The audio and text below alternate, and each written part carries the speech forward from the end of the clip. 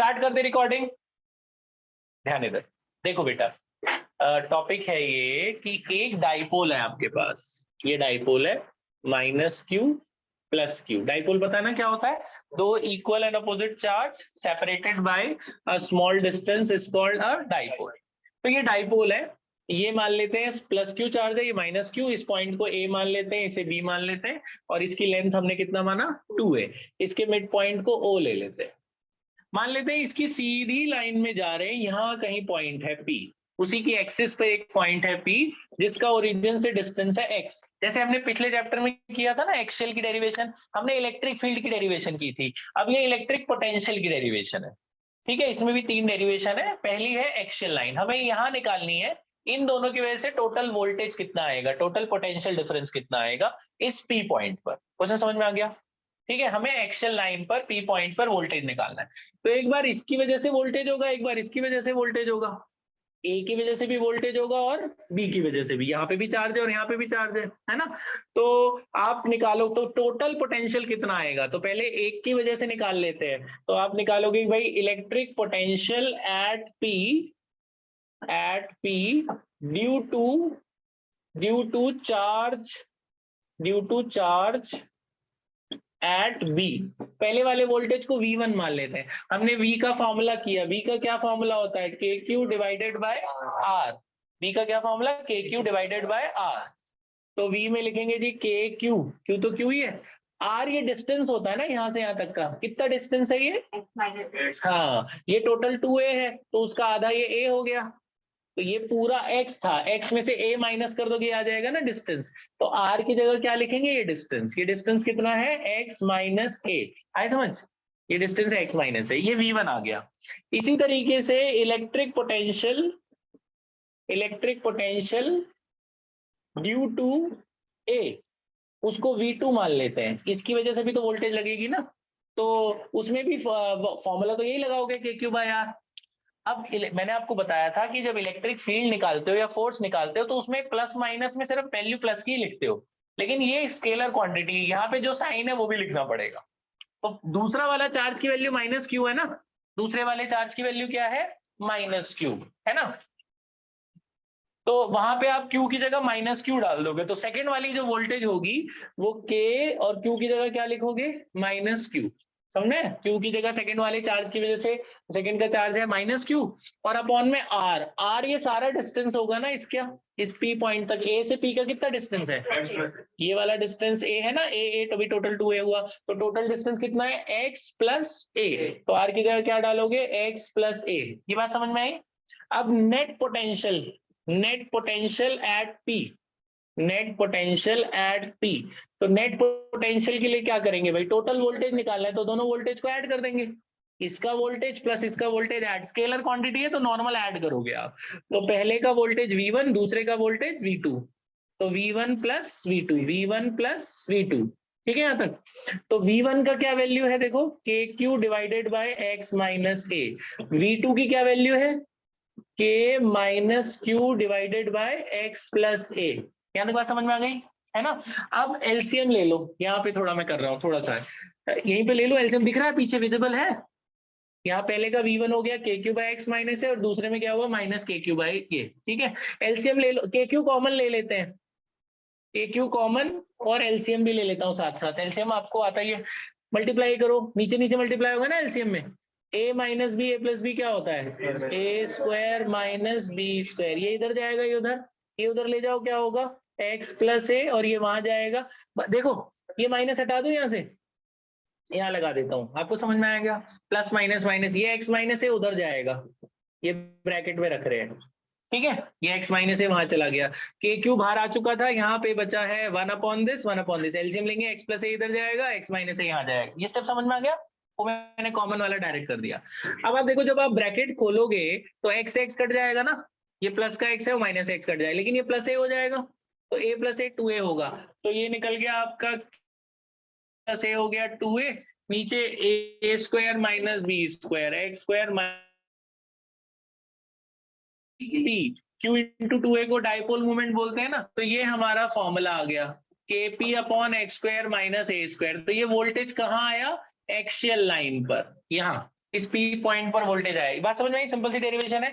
एक बार इसका वोल्टेज निकाल लेना, एक बार इसका निकाल लेना। पहले का वोल्टेज होगा के क्यू बाई एक्स माइनस ए और दूसरे का होगा के क्यू बाई एक्स प्लस ए, है ना, वहां पे माइनस क्यू है, फिर दोनों को ऐड कर देना टोटल वोल्टेज के लिए। ऐड करने पर एलसीएम एलसीएम लेके सिंप्लीफाई करके ये आ जाएगा। Q इंटू टू ए को क्या बोलते हैं? P। एलसीएम वाली बात समझ में आ गई? तो ये पहली डेरिवेशन है। दूसरी भी छोटी सी है, वो भी देख लो। वो है बच्चे electric potential on electric dipole on its equatorial plane equatorial plane का मतलब आपको पता है, जिनको नहीं पता है फिर से देख लो। मान लेते हैं कि ये डाइपोल है माइनस क्यू प्लस क्यू, ये पॉइंट है ए, ये वाला पॉइंट क्या है? बी। इसका टोटल लेंथ है 2a, इसका परपेंडिकुलर बाइसेक्टर है ये।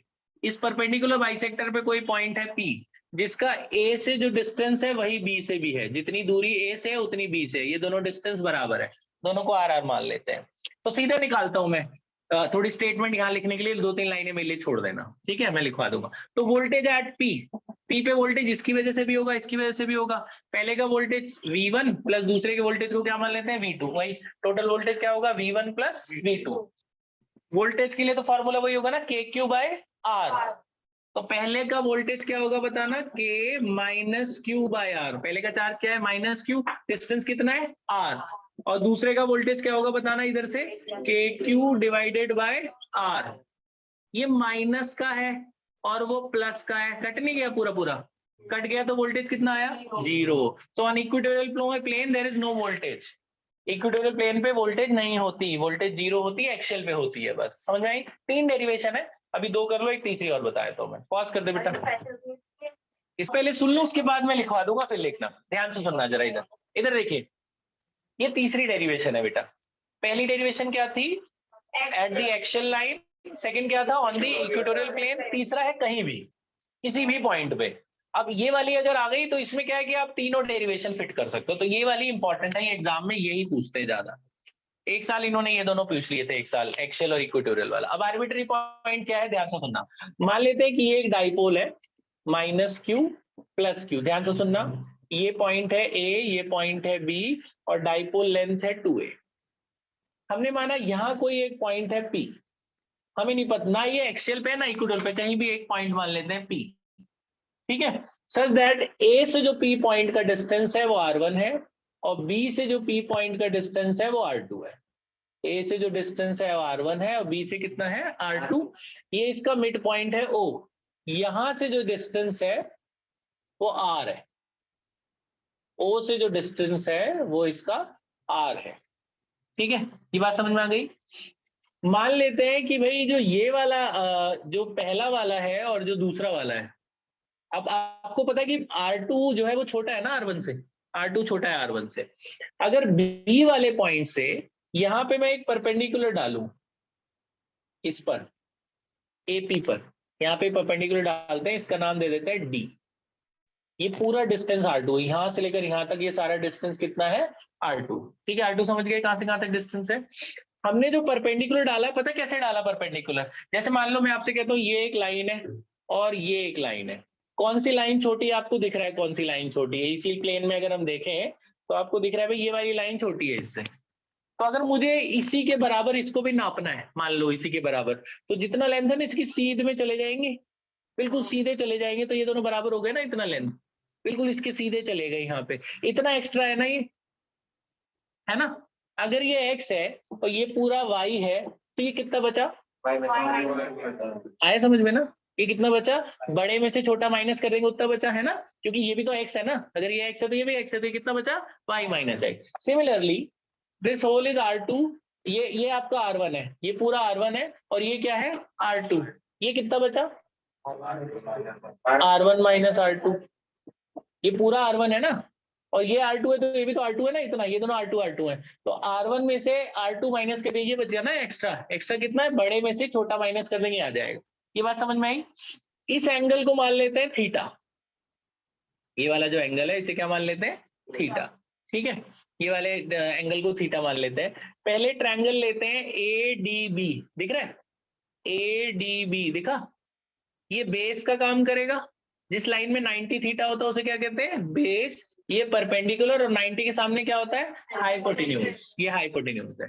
आपने पढ़ा है base upon hypotenuse is equals to cos theta. Base upon hypotenuse is cos theta.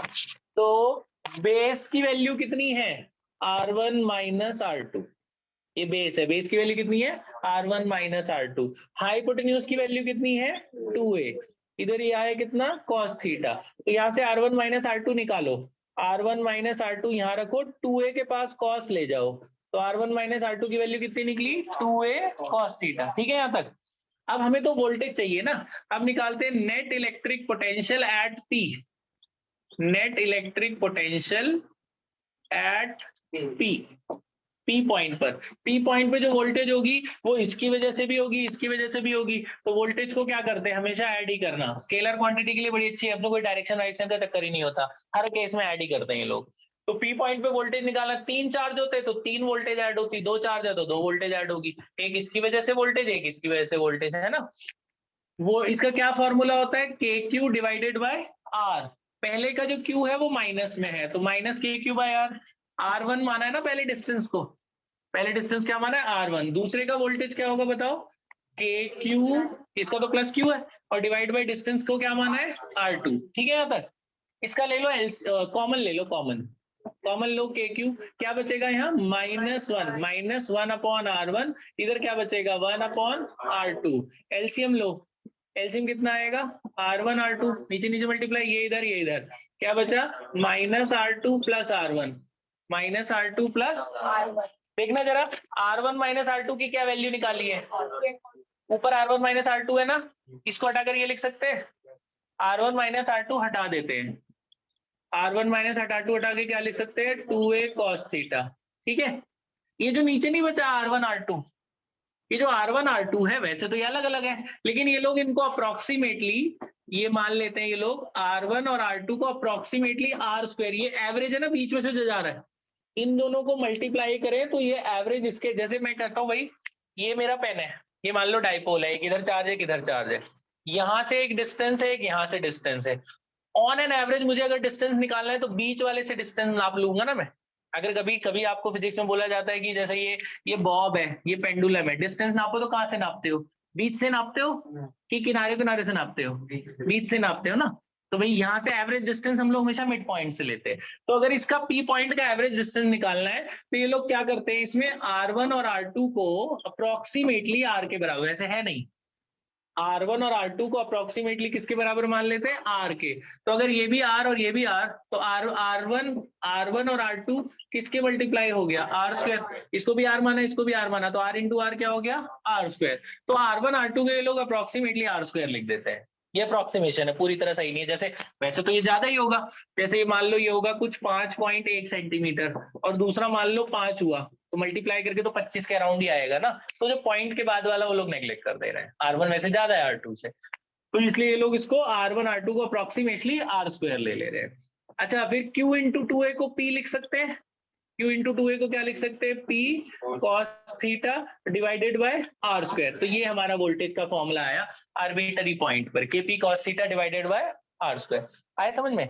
इसको एक शॉर्ट फॉर्म में ये लोग डॉट प्रोडक्ट भी लिख देते हैं, K डॉट P, आप ऐसे ही याद रखो, KP cos theta by R²। ठीक है, बात समझ में आई। तो क्या करा, एक बार इसका वोल्टेज एक बार इसका वोल्टेज ऐड, बस ये ट्रायंगल का ध्यान रख लेना, यहाँ से R1 माइनस R2 निकालना है cos थीटा से और उसे डाल दें, बस इतनी सी डेरिवेशन है। ठीक है, पॉज करके कर लो, स्टेटमेंट लिखो, पॉज